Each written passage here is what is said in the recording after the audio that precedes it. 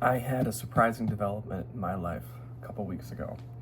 I was at my parents' house and we were watching a movie, and all of a sudden I heard some meowing. And I was like, there's no meowing in this scene, what's going on? I checked the front door, and then I checked the back door, and I saw that there was this cute little cat, this little baby, hanging out, meowing away.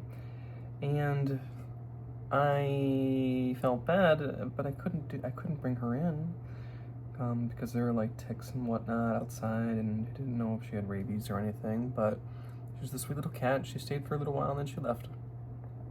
And then my mom called me to say that she came back the next day, and that whole week she was showing up every day, to the point where she was just living outside. She was just staying there, and she'd walk around the yard with my dad and people when they're doing maintenance to the air conditioner or the yard.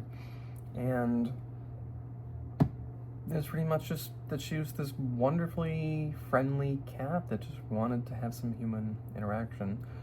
So we looked all over and we couldn't find anybody who had posted anything about her. And I knew that we couldn't leave her out there any longer, because there are coyotes, there are raccoons, there are foxes, and there are fishers, which would, could really hurt her. So even though I'm allergic to cats, and I haven't always had the best experiences with them growing up, I was just really, really, really bonded with this cat for some reason. So I went out one day, I went home, and I went outside, and she came running across the yard.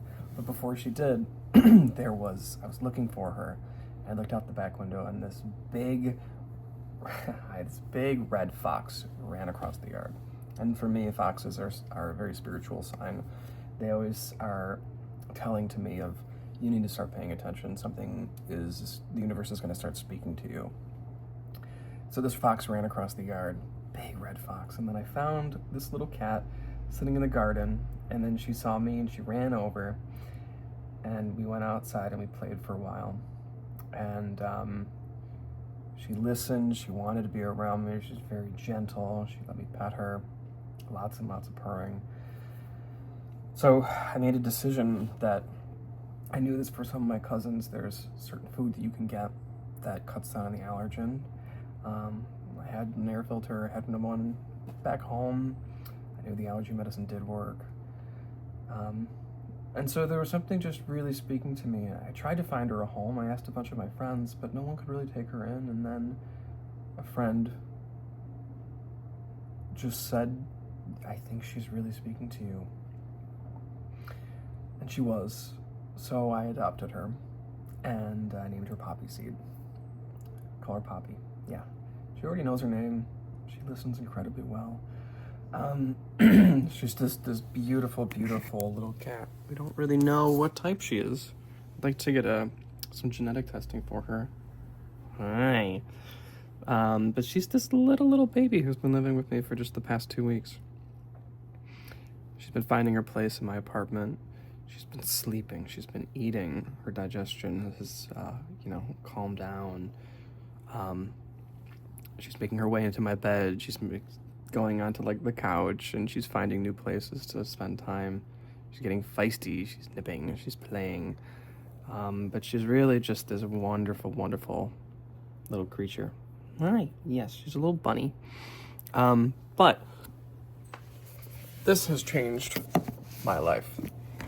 And there are so many beautiful lessons that have come from it.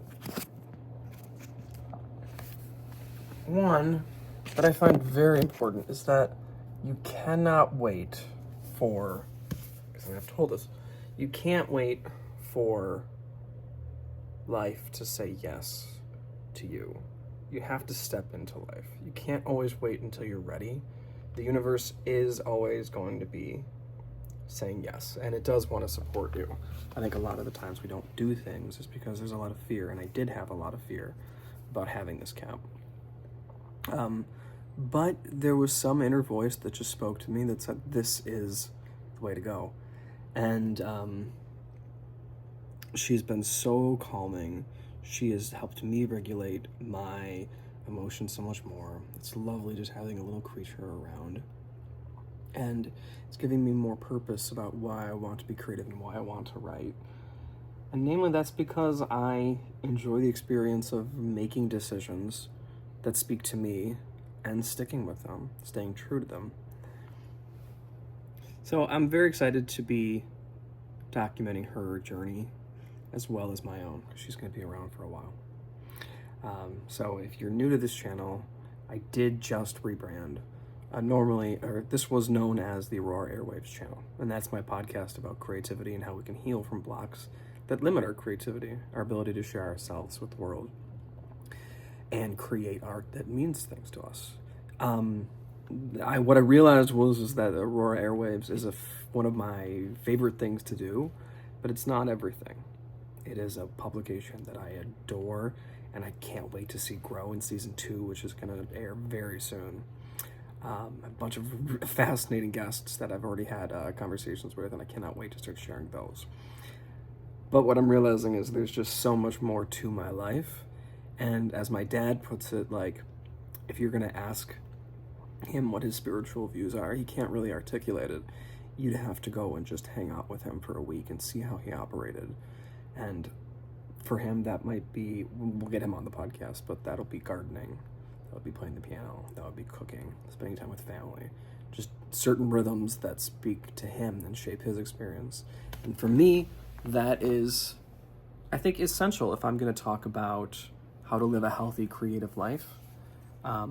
A lot of that does come down to how am I living my life.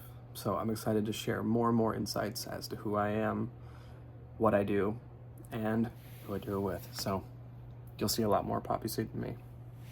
Poppy. Hey, girl.